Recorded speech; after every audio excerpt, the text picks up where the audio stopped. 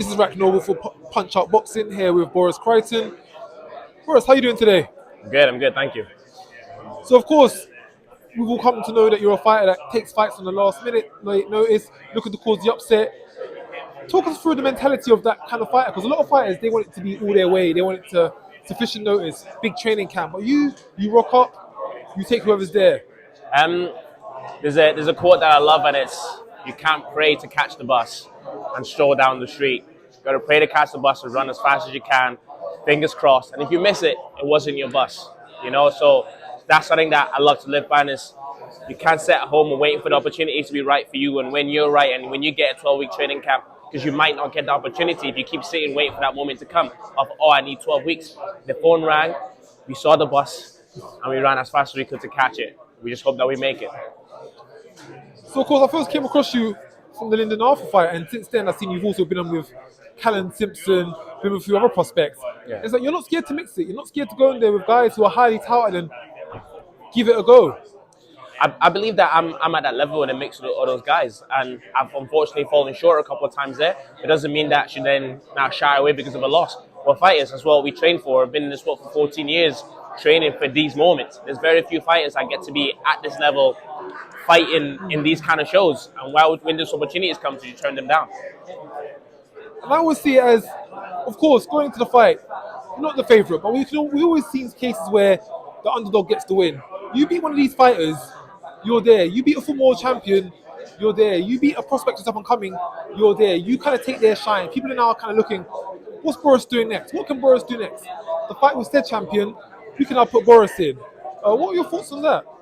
No, absolutely. I think everyone loves an underdog story. Do you know what I mean? And it's not always the worst thing to be the underdog because it makes for a fantastic story. And I'm glad to be in the center of that underdog story and trying to set a path in the future for myself. And like you said, boxing very forgetful, and all it takes is that one win on a big stage for things to change and for your life to change and for moments to change, and we keep pushing towards that. Looking at the main event, for example, Reece Bellotti, at one point he had 3 losses on the trot. Now he's fighting for a British Commonwealth title, headlining a televised show. So you just never know where the sport of boxing is going, do you? Absolutely, that's the thing with boxing is it's one of those sports. It's nobody's friend. It's not forgiving, and because you're the number, the A side doesn't guarantee you to win either.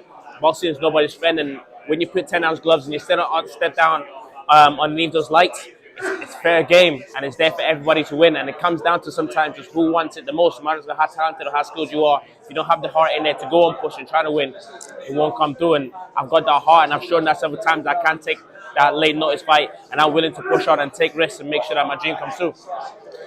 We're just talking off camera, but just tell the audience, what is your accolades in amateur boxing? Because you've been around for a bit. You've not just showed up recently. You've been doing this for some time. Yeah, so I boxed for 9 years.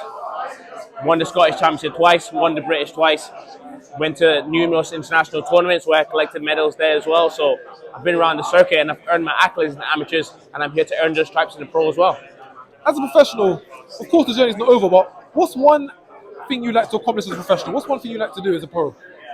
I would like to be to top a bill of some sort, and whatever title that happens to be for. I think to have your name on a big card and you're at the top of the bill, and whatever show that happens to be, and when you've had the prep and you've had the chance to do, then that's what I want to be. And I feel like at that point in time, I'd have achieved something in my career that most of us never believe that we'll achieve, and we just keep working towards it until that day comes. So, all my name at the top of the bill and the bright shining lights of come and see Boris headlining the show, and whatever that may be, whether that's a world title, whether that's a British, a Commonwealth, I want that moment for myself. That sounds like a very realistic and reasonable goal. It doesn't have to be world title Las Vegas. It could just be York Hall, Boris in the main event, title.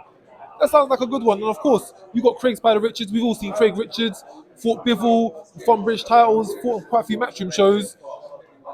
What do you have in store for Craig going into this fight? Like I said, it's nothing in my fight of Craig. Could be any other top level fighter. If all that matters is what I bring in the space of 10 days is go in there and how much do I want it. So it's not so with 10 days thinking of how is his jab, how is his backhand, how is this, how is that. We're overwhelming ourselves with the amount of information that it's all about. Go in there, take it round by round, and just try and keep winning rounds, and hopefully cause that upset. That style of approach. All the best for the Saturday, Boris. The journey continues regardless, and I'm sure we'll see you on more cards regardless of what happens on Saturday night. Thank you, man. I appreciate it. Thank you very much.